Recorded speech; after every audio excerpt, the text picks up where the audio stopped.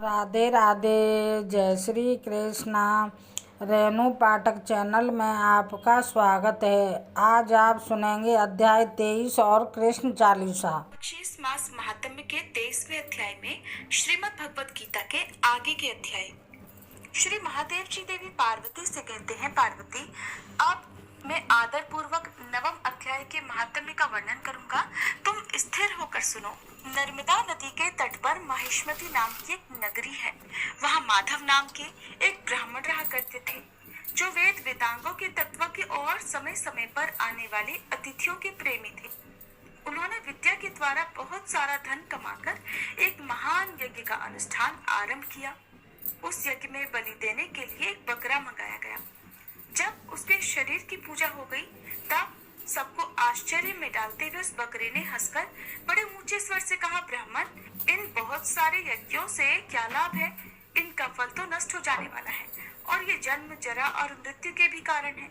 ये सब करने पर भी मेरी जो वर्तमान दशा है उसे देख लो। बकरे के इस अत्यंत कौतूहलजनक वचन को सुनकर यज्ञ मंडप में रहने वाले सभी लोग बहुत ही आश्चर्यचकित हुए। तब वे यजमान ब्राह्मण हाथ जोड़कर अपलक नेत्रों से देखते हुए बकरे को प्रणाम करके श्रद्धा और आदर के साथ पूछने लगे। ब्राह्मण बोले, आप किस जाति के थे? आपका स्वभाव और आचरण कैसा था और किस कर्म से आपको बकरे की योनि प्राप्त हुई? ये सब मुझे बताइए। बकरा बोला, ब्राह्मण, मैं पूर्व जन्म में ब्राह्मणों के अत्यंत निर्मल कुल में उत्पन्न हुआ था। समस्त यज्ञों का अनुष्ठान करने वाला और वेद विद्या में प्रवीण था। एक दिन मेरी पत्नी ने भगवती दुर्गा की भक्ति से विनम्र होकर अपने बालक के रोग की शांति के लिए बलि देने के लिए मुझसे एक बकरा मांगा। इसके बाद जब चंडिका के मंदिर में वह बकरा मारा जाने लगा, तब उस समय उसकी माता ने मुझे श्राप दिया, ओ ब्राह्मणों में नीच पापी, तू मेरे बच्चे का वध करना चाहता है, इसलिए तू भी बकरे की योनि में जन्म लेगा। द्विजश्रेष्ठ, तब कालवश मृत्यु को प्राप्त होकर मैं बकरा हो गया। यद्यपि मैं पशु योनि में बड़ा हुआ हूँ, तो भी मुझे अपने पूर्व जन्म का स्मरण बना हुआ है। ब्राह्मण, यदि आपको सुनने की इच्छा हो तो मैं एक और भी आश्चर्य की बात बताता हूँ। कुरुक्षेत्र नाम का एक मैदान करने वाला है। वहाँ चंद्र शर्मा नामक एक सूर्यवंशी राजा राज्य करते थे। एक समय जबकि सूर्य ग्रहण लगा था, राजा ने बड़ी श्रद्धा के साथ काल पुरुष का दान करने की तैयारी की।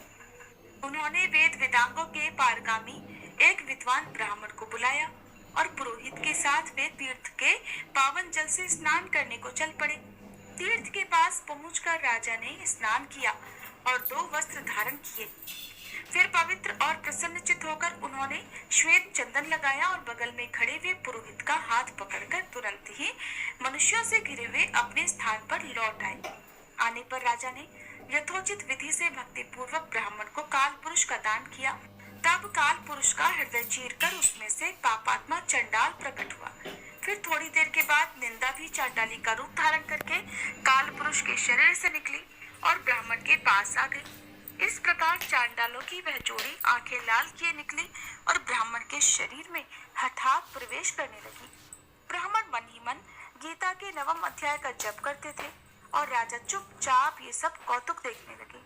ब्राह्मण के अंतःकरण में भगवान गोविंद शयन करते थे, इसलिए वे उन्हीं का ध्यान करने लगे। ब्राह्मण ने जब गीता के नवम अध्याय का जप करते हुए अपने आश्रयभूत भगवान का ध्यान किया, उस समय गीता के अक्षरों से प्रकट हुए श्री विष्णु दूतों द्वारा पीड़ित होकर वे दोनों चांडाल भाग गए। उनका परिश्रम निष्फल हो गया। इस प्रकार इस घटना को प्रत्यक्ष देखकर राजा के नेत्र आश्चर्य से चकित हो गए।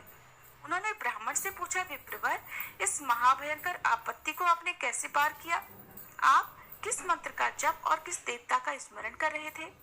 वह पुरुष और स्त्री कौन थी? वे दोनों कैसे उपस्थित हो गए?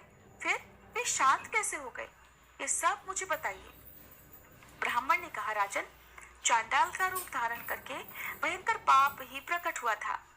वह स्त्री निंदा की साक्षात मूर्ति थी। मैं इन दोनों को ऐसा ही समझता हूँ। उस समय मैं गीता के 9वें अध्याय के मंत्रों की माला जपता था। उसी का महात्म्य है कि ये सारा संकट दूर हो गया। महीपते, मैं नित्य ही गीता के 9वें अध्याय का जप करता हूँ। उसी के प्रभाव से प्रतिग्रह जनित आपत्तियों के पार हो सका हूँ।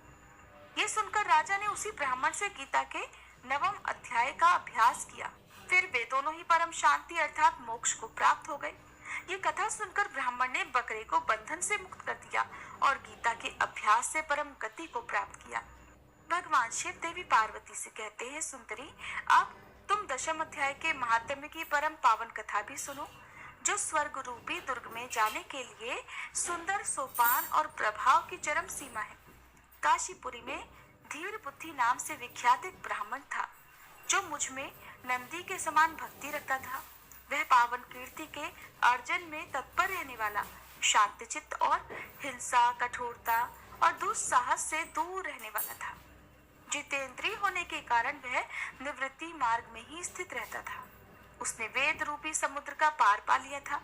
वह संपूर्ण शास्त्रों के तात्पर्य का ज्ञाता था और उसका चित्त सदा मेरे ध्यान में लीन रहता था। वो मन को अंतरात्मा में लगाकर सदा आत्म तत्व का साक्षात्कार किया करता था। इसलिए जब वह चलने लगता तो मैं प्रेमवश उसके पीछे दौड़ दौड़ कर उसे हाथ का सहारा दिया करता था। ये देखकर मेरे पार्षद भृंगी ने पूछा, भगवान, इस प्रकार भला किसने आपका दर्शन किया होगा? इस महात्मा ने कौन सा तप, होम अथवा जप किया है कि स्वयं आप ही पद पद पर इसे हाथ का सहारा देकर चलते हैं? भृंगी का ये प्रश्न सुनकर मैंने इस प्रकार उत्तर दिया कि एक समय की बात है, कैलाश पर्वत के पार्श्व भाग में पुन्नाग वन के भीतर चंद्रमा की अमृतमय किरणों से धुली हुई भूमि में एक वेदी का सहारा लेकर मैं बैठा हुआ था। मेरे बैठने के क्षण भर बाद ही सहसा बड़े जोर की आंधी उठी। वहां के वृक्षों की शाखाएं ऊपर नीचे होकर आपस में टकराने लगी। कितनी ही टहनियां टूट टूट कर बिखर गईं। पर्वत की अविचल छाया भी हिलने लगी। इसके बाद वहां महान भयंकर शब्द हुआ, जिससे पर्वत की कंदराएं प्रतिध्वनित हो उठी और फिर आकाश से कोई विशाल पक्षी उतरा, जिसकी कांति काले मेघ के समान थी। वह कंचल की राशि, अंधकार के समूह अथवा पंख कटे हुए काले पर्वत सा जान पड़ता था। पैरों से पृथ्वी का सहारा लेकर उस पक्षी ने मुझे प्रणाम किया और एक सुंदर नवीन कमल मेरे चरणों में रखकर स्पष्ट वाणी में स्तुति आरंभ कर दी। पक्षी बोला, देव, आपकी जय हो। आप चिदानंदमयी सुधा के सागर तथा जगत के पालक हैं। सदा सद्भावना से युक्त और अनासक्ति की लहरों से उल्लसित हैं। आपके वैभव का कहीं कोई अंत नहीं है। आपकी जय हो। अद्वैत वासना से परिपूर्ण बुद्धि के द्वारा आप त्रिविध मलों से रहित हैं। आप जितेंद्रिय भक्तों के अधीन रहते हैं और ध्यान में आपके स्वरूप का साक्षात्कार होता है। आप अविद्यामय उपाधि से रहित, नित्य मुक्त, निराकार, निरामय, असीम, अहंकार शून्य, आवरण रहित और निर्गुण हैं।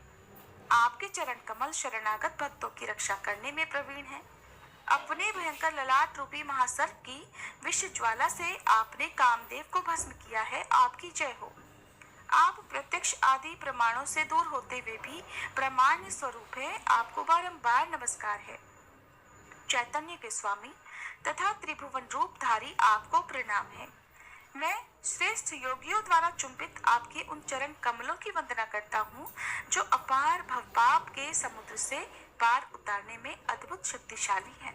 महादेव, साक्षात बृहस्पति भी आपकी स्तुति करने की धृष्टता नहीं कर सकते। सहस्त्र मुखों वाले नागराज शेष में भी इतनी चातुरी नहीं है कि वे आपके गुणों का वर्णन कर सके। फिर मेरे जैसी छोटी बुद्धि वाले पक्षी की तो बिसात ही क्या है। उस पक्षी द्वारा किए गए इस स्तोत्र को सुनकर मैंने उससे पूछा, विहंगम, तुम कौन हो और कहाँ से आए हो? तुम्हारी आकृति तो हंस जैसी है, मगर रंग कौवे का मिला है। तुम जिस उद्देश्य को लेकर यहाँ आए हो उसे बताओ। तब वह पक्षी बोला, देवेश, मुझे ब्रह्मा जी का हंस जानिए। दूर जटे, जिस कर्म से मेरे शरीर में इस समय कालिमा आ गई है उसे सुनिए। प्रभु, यद्यपि आप सर्वज्ञ हैं, अतः आपसे कोई भी बात छिपी नहीं है, फिर भी यदि आप पूछते हैं तो बतलाता हूँ। सौराष्ट्र अर्थात सूरत नगर के पास एक सुंदर सरोवर है, जिसमें कमल लहलाते रहते थे। उसी में से बाल चंद्रमा के टुकड़े जैसे श्वेत मृणालों के ग्रास लेकर वह बड़ी तेज गति से आकाश में उड़ रहा था। उड़ते उड़ते सहसा वहां से पृथ्वी पर गिर पड़ा।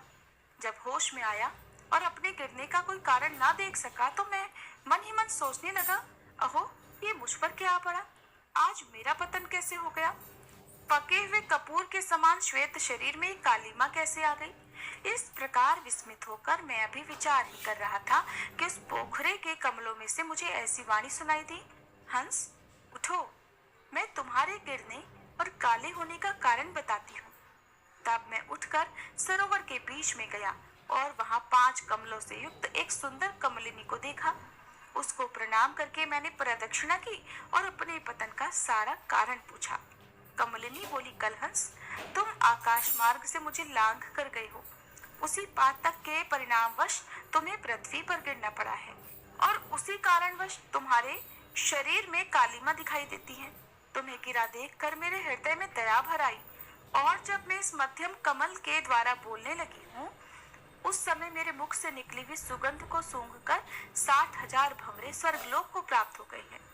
पक्षीराज, जिस कारण मुझ में इतना वैभव, ऐसा प्रभाव आया है, उसे बतलाती हूँ, सुनो। इस जन्म से पहले तीसरे जन्म में मैं इस पृथ्वी पर एक ब्राह्मण की कन्या के रूप में उत्पन्न हुई थी। उस समय मेरा नाम सरोज वदना था। मैं गुरुजनों की सेवा करती हुई सदा एकमात्र पातिव्रत्य के पालन में तत्पर रहती थी। एक दिन की बात है, मैं एक मैना को पढ़ा रही थी। इससे पति सेवा में कुछ देरी हो गई। इससे पति देवता क्रोधित हो गए और उन्होंने मुझे शाप दे दिया कि पापिनी, तू मैना हो जा। मरने के बाद यद्यपि मैं मैना ही हुई, फिर भी पातिव्रत्य के प्रसाद से मुनियों के ही घर में मुझे आश्रय मिला। किसी मुनि कन्या ने मेरा पालन पोषण किया। मैं जिनके घर में थी, वे ब्राह्मण प्रतिदिन प्रातःकाल विभूत योग नाम से प्रसिद्ध गीता के 10वें अध्याय का पाठ करते थे और मैं उस पापहारी अध्याय को सुना करती थी। विहंगम काल आने पर मैं मैना का शरीर छोड़कर 10वें अध्याय के महात्म्य से स्वर्गलोक में अप्सरा हुई। मेरा नाम पद्मावती हुआ और मैं पद्मा की प्यारी सखी हो गई। एक दिन मैं विमान से आकाश में विचर रही थी। उस समय सुंदर कमलों से सुशोभित इस रमणीय सरोवर पर मेरी दृष्टि पड़ी और इसमें उतरकर जैसे ही मैंने जल क्रीड़ा आरंभ की, तुरंत ही दुर्वासा मुनि आ धमके। उन्होंने वस्त्रहीन अवस्था में मुझे देख लिया। उनके भय से मैंने स्वयं ही वह कमलिनी का रूप धारण कर लिया। मेरे दोनों पैर कमल हुए, दोनों हाथ भी 2 कमल हो गए और शेष अंगों के साथ मेरा मुख भी एक कमल हो गया। इस प्रकार मैं 5 कमलों से युक्त हो गई। मुनिवर दुर्वासा ने मुझे देखा। उनके नेत्र क्रोधाग्नि से जल रहे थे। वे बोले, पापिनी, तू इसी रूप में 100 वर्षों तक पड़ी रहे। ये शाप देकर वे क्षण भर में अंतर्ध्यान हो गई। कमलिनी होने पर भी विभूति योगाध्याय के महात्म्य से मेरी वाणी लुप्त नहीं हुई है। मुझे लांघने मात्र के अपराध से ही तुम पृथ्वी पर गिर पड़े हो। पक्षीराज, यहाँ खड़े हुए तुम्हारे सामने ही आज मेरे शाप की निवृत्ति हो रही है, क्योंकि आज मेरे 100 वर्ष पूरे हो गए। मेरे द्वारा गाए जाते हुए उस उत्तम अध्याय को तुम भी सुन लो। उसके श्रवण मात्र से तुम भी आज ही मुक्त हो जाओगे।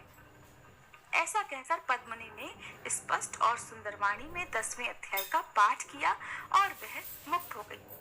उसे सुनने के बाद उसी के दिए हुए इस उत्तम कमल को लाकर मैंने आपको अर्पण किया है। इतनी कथा सुनाकर उस पक्षी ने अपना शरीर त्याग दिया। एक अद्भुत सी घटना हुई।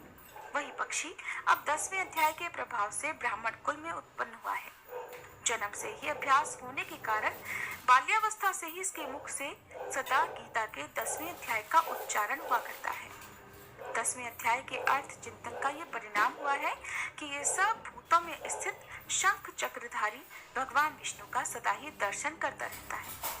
इसकी स्नेहपूर्ण दृष्टि जब कभी किसी देहधारी के शरीर पर पड़ जाती है तो वह चाहे शराबी हो, ब्रह्मत्यारा ही क्यों ना हो, मुक्त हो जाता है और पूर्व जन्म में अभ्यास किए हुए 10वें अध्याय के महात्म्य से इसको दुर्लभ तत्व ज्ञान प्राप्त है तथा इसने जीवन मुक्ति भी पाली है। अतः जब ये रास्ता चलने लगता है तो मैं इसे हाथ का सहारा दिए रहता हूँ। भृंगिरिटे, ये सब 10वें अध्याय की ही महामहिमा है।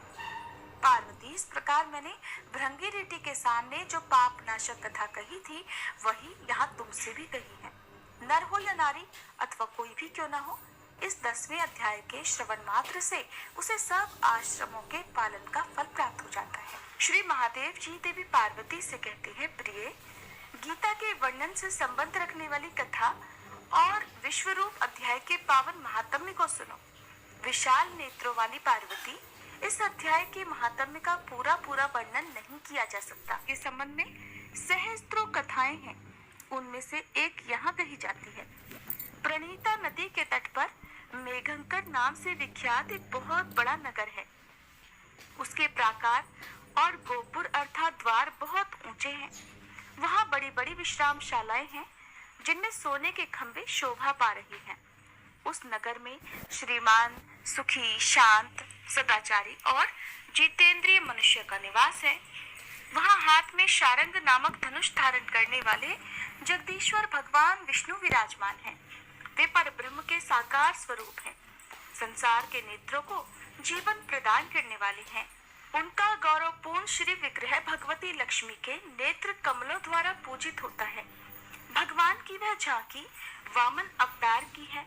मेघ के समान उनका श्याम वर्ण तथा कोमल आकृति है। वक्ष स्थल पर श्रीवत्स का चिन्ह शोभा पाता है। वे कमल और वनमाला से विभूषित है। अनेक प्रकार के आभूषणों से सुशोभित होकर भगवान वामन रत्नयुक्त समुद्र के समान जान पड़ते हैं। पीतांबर से उनके श्याम विग्रह की कांति ऐसी प्रतीत होती है मानो चमकती हुई बिजली से घिरा हुआ स्निग्ध मेघ शोभा पा रहा हो। उन भगवान वामन का दर्शन करके जीव जन्म और संसार के बंधन से मुक्त हो जाता है। उस नगर में मेखला नामक महान तीर्थ है, जिसमें स्नान करके मनुष्य शाश्वत वैकुंठ धाम को प्राप्त होता है। वहाँ जगत के स्वामी करुणा सागर भगवान नरसिंह का दर्शन करने से मनुष्य 7 जन्मों के किए हुए घोर पापों से छुटकारा पा जाता है। जो मनुष्य मेखला में गणेश जी का दर्शन करता है वह सदा दुस्तर विघ्नों के भी पार पा जाता है। उसी मेघंकर नगर में कोई श्रेष्ठ ब्राह्मण थे जो ब्रह्मचर्य परायण, ममता और अहंकार से रहित, वेद शास्त्रों में प्रवीण, जितेंद्रिय तथा भगवान वासुदेव के शरणागत थे। उनका नाम सुनंद था। प्रिय, वे शारंग धनुष धारण करने वाले भगवान के पास गीता के 11वें अध्याय विश्वरूप दर्शन योग का पाठ किया करते थे। उस अध्याय के प्रभाव से उन्हें ब्रह्म ज्ञान की प्राप्ति हो गई थी। परमानंद संतों से पूर्ण उत्तम ज्ञानमयी समाधि के द्वारा इंद्रियों के अंतर्मुख हो जाने के कारण वे निश्चल स्थिति को प्राप्त हो गए थे और सदा जीवन मुक्त योगी की स्थिति में रहते थे। एक समय जब बृहस्पति सिंह राशि पर स्थित थे, महायोगी सुनंद ने गोदावरी तीर्थ की यात्रा आरंभ की। वे क्रमशः विरज तीर्थ, तारा तीर्थ, कपिला संगम, अष्ट तीर्थ, कपिला द्वार, नरसिंह वन, अंबिकापुरी तथा करस्थानपुर आदि क्षेत्रों में स्नान और दर्शन करते हुए विवाह मंडप नामक नगर में आए। वहां उन्होंने हर घर में जाकर अपने ठहरने के लिए स्थान मांगा, परंतु कहीं भी उन्हें स्थान नहीं मिला। अंत में गांव के मुखिया ने उन्हें बहुत बड़ी धर्मशाला दिखा दी। ब्राह्मण ने साथियों सहित उसके भीतर जाकर रात में निवास किया। सवेरा होने पर उन्होंने अपने को तो धर्मशाला के बाहर पाया, किंतु उनके और साथी नहीं दिखाई दिए। वे इन्हें खोजने के लिए चल पड़े। इतने में ही ग्रामपाल अर्थात मुखिया से उनकी भेंट हो गई। ग्रामपाल ने कहा, मुनिश्रेष्ठ, तुम सब प्रकार से दीर्घायु जान पड़ते हो। सौभाग्यशाली तथा पुण्यवान पुरुषों में तुम सबसे पवित्र हो। तुम्हारे भीतर कोई लोकोत्तर प्रभाव विद्यमान है। तुम्हारे साथी कहाँ गए और कैसे इस भवन से बाहर हुए, इसका पता लगाओ। मैं तुम्हारे सामने इतना ही कहता हूँ कि तुम्हारे जैसा तपस्वी मुझे दूसरा कोई नहीं दिखाई देता।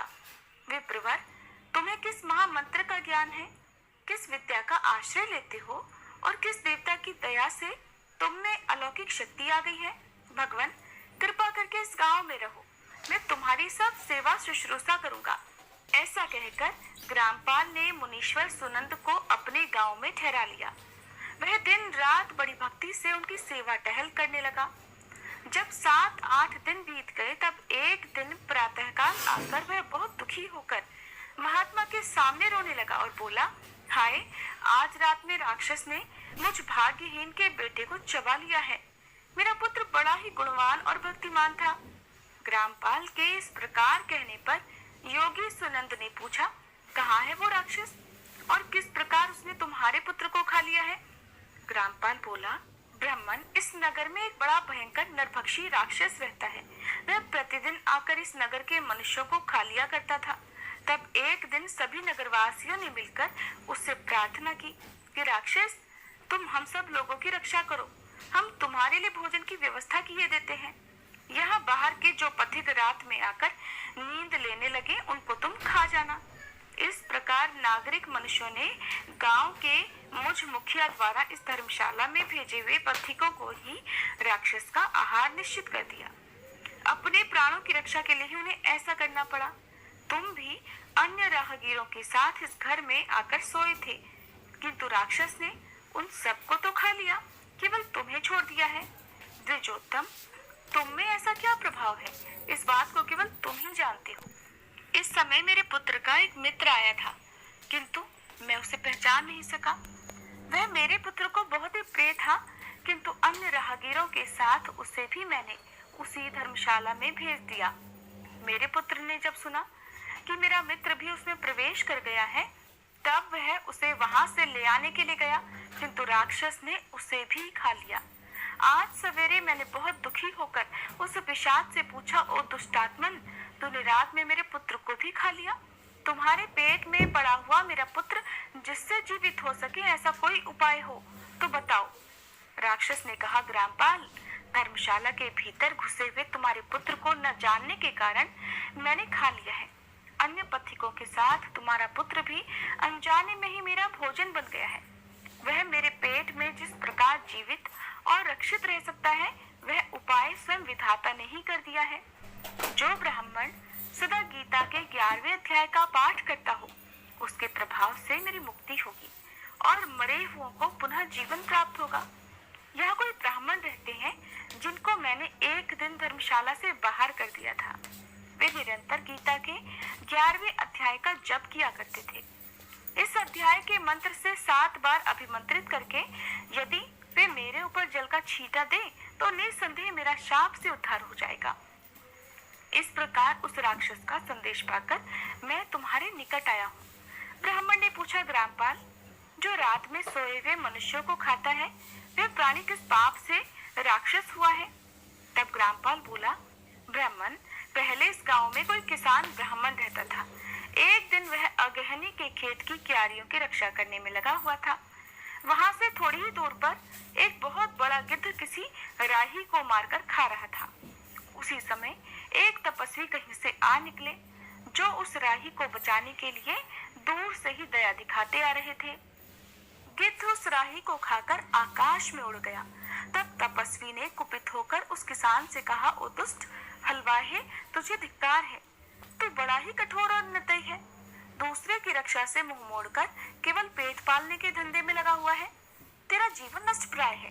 अरे, जो चोर दाढ़ वाले जीव, सर्प, शत्रु, अग्नि, विष, जल, गीध, राक्षस, भूत तथा बेताल आदि के द्वारा घायल हुए मनुष्यों की शक्ति होते हुए भी उपेक्षा करता है, वह उनके वध का फल पाता है। जो शक्तिशाली होकर भी चोर आदि के चंगुल में फंसे हुए ब्राह्मण को छुड़ाने की चेष्टा नहीं करता, वह घोर नरक में पड़ता है और पुनः भेड़िए की योनि में जन्म लेता है। जो वन में मारे जाते हुए तथा गृध्र और व्याघ्र की दृष्टि में पड़े हुए जीव की रक्षा के लिए छोड़ो छोड़ो की पुकार करता है, वह परम गति को प्राप्त होता है। जो मनुष्य गौओं की रक्षा के लिए व्याघ्र, भील तथा दुष्ट राजाओं के हाथ से मारे जाते हैं, वे भगवान विष्णु के उन परम पद को पाते हैं जो योगियों के लिए भी परम दुर्लभ है। सहस्त्र अश्वमेध और 100 वाजपेयी यज्ञ मिलकर शरणागत रक्षा की 16वीं कला के बराबर भी नहीं हो सकते। दीन तथा भयभीत जीव की उपेक्षा करने से पुण्यवान पुरुष भी समय आने पर कुंभीपाक नामक नरक में पकाया जाता है। तूने दुष्ट गिद्ध के द्वारा खाए जाते हुए राही को देखकर उसे बचाने में समर्थ होते हुए भी जो उसकी रक्षा नहीं की, इसलिए तू निर्दयी लगता है, इसलिए तू राक्षस हो जा। हलवाहा बोला, महात्मन, मैं यहाँ उपस्थित अवश्य था, किंतु मेरे नेत्र बहुत देर से खेत की रक्षा करने में लगे हुए थे, इसलिए पास होने पर भी गिद्ध के द्वारा मारे जाते हुए इस मनुष्य को मैं नहीं जान सका। अतः मुझ दीन पर आपका अनुग्रह होना चाहिए। तपस्वी ब्राह्मण ने कहा, जो प्रतिदिन गीता के 11वें अध्याय का जप करता है, उस मनुष्य के द्वारा अभिमंत्रित जल जब तुम्हारे मस्तक पर पड़ेगा, उस समय तुम्हें शाप से छुटकारा मिल जाएगा। ऐसा कहकर तपस्वी ब्राह्मण चले गए और वह हलवाहा राक्षस हो गया। अतः ब्राह्मण, तुम चलो और 11वें अध्याय से तीर्थ के जल को अभिमंत्रित करो, फिर अपने ही हाथ से उस राक्षस के मस्तक पर उसे छिड़क दो। ग्रामपाल की ये सारी प्रार्थना सुनकर ब्राह्मण का हृदय करुणा से भर आया। वे बहुत अच्छा कहकर उसके साथ राक्षस के निकट गए। वे ब्राह्मण योगी थे। उन्होंने विश्वरूप दर्शन नामक 11वें अध्याय से जल अभिमंत्रित करके उस राक्षस के मस्तक पर डाला। गीता के अध्याय के प्रभाव से वह शाप से मुक्त हो गया।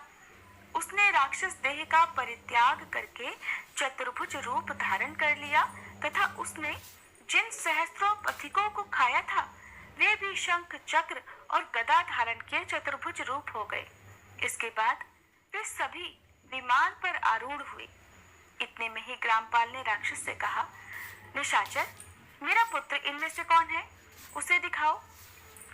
उसके ऐसा कहने पर दिव्य बुद्धि वाले राक्षस ने कहा, ये जो तमाल के समान श्याम, 4 भुजाधारी, माणिक्यमय मुकुट से सुशोभित तथा दिव्य मणियों के बने हुए कुंडलों से अलंकृत है, हार पहनने के कारण जिनके कंधे मनोहर लगते हैं, जो सोने के भुजबंदों से विभूषित, कमल के समान नेत्र वाले, स्निग्ध रूप तथा हाथ में कमल लिए हुए हैं और दिव्य विमान पर बैठकर देवत्व को प्राप्त हो चुके हैं, इन्हीं को अपना पुत्र समझो।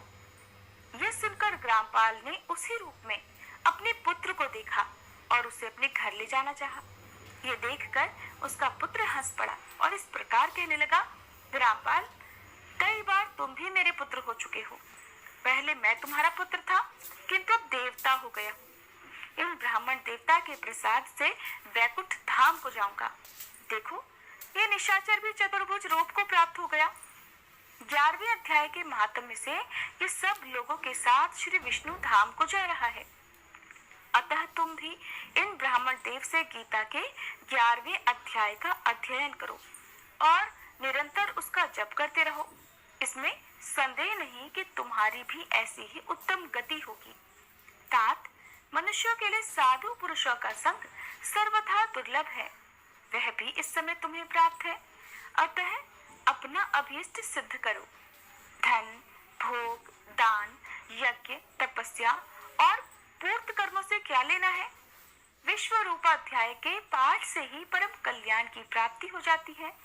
पूर्णानंद संदोह स्वरूप श्री कृष्ण नामक ब्रह्म के मुख से कुरुक्षेत्र में अपने मित्र अर्जुन के प्रति जो अमृतमय उपदेश निकला था, वही श्री विष्णु का परम तात्विक रूप है। तुम उसी का चिंतन करो। वह मोक्ष के लिए प्रसिद्ध रसायन है। संसार भय से डरे हुए मनुष्यों की आदि व्याधि का विनाशक तथा अनेक जन्म के दुखों का नाश करने वाला है। मैं उसके सिवा दूसरे किसी साधन को ऐसा नहीं देखता, अतः उसी का अभ्यास करो। श्री महादेव जी देवी पार्वती से कहते हैं कि देवी ऐसा कहकर वह सबके साथ श्री विष्णु के परम धाम को चला गया। तब ग्रामपाल ने ब्राह्मण के मुख से उस अध्याय को पढ़ा। फिर वे दोनों ही उसके महात्म्य से विष्णु धाम को चले गए। पार्वती, इस प्रकार तुम्हें 11वें अध्याय की महात्म्य कथा सुनाई है। इसके श्रवण मात्र से ही महान पातकों का नाश हो जाता है। हरे कृष्ण। इसके आगे के पाठ आप सभी कल की वीडियो में सुनिएगा। अब सुनिए श्री कृष्ण चालीसा पाठ। बंशी शोभित कर मधुर नील जलद तन श्याम, अरुण अधर जनु बिंबा फल नयन कमल अभिराम, पूर्ण इंद्र अरविंद मुख पीतांबर शुभ साज, जय मन मोहन मदन छवि कृष्ण चंद्र महाराज, जय यदुनंदन जय जगवंदन जय वसुदेव देवकी नंदन, जय यशोदासुत नंद दुलारे, जय प्रभु भक्तन के धृग तारे, जय नट नागर नागन थैया, कृष्ण कन्हैया धेनु चरैया, पुनि नख पर प्रभु गिरवर धारो, आओ दीनन कष्ट निवारो, वंशी मधुर अधर धरि तेरी, होवे पूर्ण मनोरथ मेरो, आओ हरि पुनि माखन चाखो, आज लाज भारत की राखो, गोल कपोल चिबुक अरुणारे, मृदु मुस्कान मोहिनी डारे, रंजित राजीव नयन विशाला, मोर मुकुट वैजंती माला, कुंडल श्रवण पीत पट आछे, कटी किंकणी काछन काछे, नील जलज सुंदर तन सोहे, छवि लखि सुर नर मुनि मन मोहे, मस्तक तिलक अलक घुंघराले, आओ कृष्ण बांसुरी वाले, करी पय पान पूत नहीं तार्यो, अका बका कागा सुर मार्यो, मधुवन जलत अग्नि जब ज्वाला, भय शीतल लखित ही नंद लाला, सुरपति जब ब्रज चढ़ियो रिसाई, मसूर धार वारी वर्षाई, लगत लगत ब्रज चहन बहायो, गोवर्धन नख धारी बचायो, लखिय सुदा मन भ्रम अधिकाई, मुख मह 14 भुवन दिखाई, दुष्ट कंस अति उधम मचायो, कोटि कमल जब फूल मंगायो, नाथी काली यही तब तुम लीने, चरण चिन्ह दे निर्भय कीन्हे, करी गोपिन संग रास विलासा, सबकी पूरन करी अभिलाषा, केतिक महा असुर संहार्यो, कंस ही केस पकड़ दे मार्यो, मात पिता की बंदी छुड़ाई, उगर सेन कह राज दिलाई, मही से मृतक छहु सुत लायो, मातु देव की शोक मिटायो, भौमासुर मुर दैत्य संहारो, लाए शत दश सहस कुमारो, दे भी नहीं तृण चीर संहारा, जरा सिंधु राक्षस कह मारा, असुर बकासुर आदिक मार्यो, भक्तन के तब कष्ट निवार्यो, दीन सुदामा के दुख टार्यो, तंदुल 3 मूठ मुख डार्यो, प्रेम के साग विदुर घर मांगे, दुर्योधन के मेवा त्यागे, लखी प्रेम की महिमा भारी, ऐसे श्याम दीन हितकारी, भारत के पारथ रथ हाके, लिए चक्र कर नहीं बल ताके, निज गीता के ज्ञान सुनाए, भक्तन हृदय सुधा वर्षाए, मीरा थी ऐसी मत वाली, विष पी गई बजा कर ताली, राना भेजा सांप पिटारी, शालिग्राम बने बनवारी, निज माया तुम विधि दिखायो, उरते संशय सकल मिटायो, तब शत निंदा करी तत्काला, जीवन मुक्त भयो शिशुपाला, जब ही द्रौपदी टेर लगाई, दीनानाथ लाज अब जाई, तुरत ही वसन बने नंदलाला, बढ़े चीर भय अरि मुह काला, असनाथ के नाथ कन्हैया, डूबत भंवर बचावत नैया, सुंदर दास आस उरधारी, दया दृष्टि की जय बनवारी, नाथ सकल मम कुमति निवारो, क्षमहु बेगी अपराध हमारो, खोलो पट अब दर्शन दीजे, बोलो कृष्ण कन्हैया की जय, बोलो कृष्ण कन्हैया की जय, बोलो कृष्ण कन्हैया की जय। ये चालीसा कृष्ण का पाठ करे उरधारी, अष्ट सिद्धि नवनिधि फल लहे पदार्थ चारी। बोलो श्री कृष्ण भगवान की जय।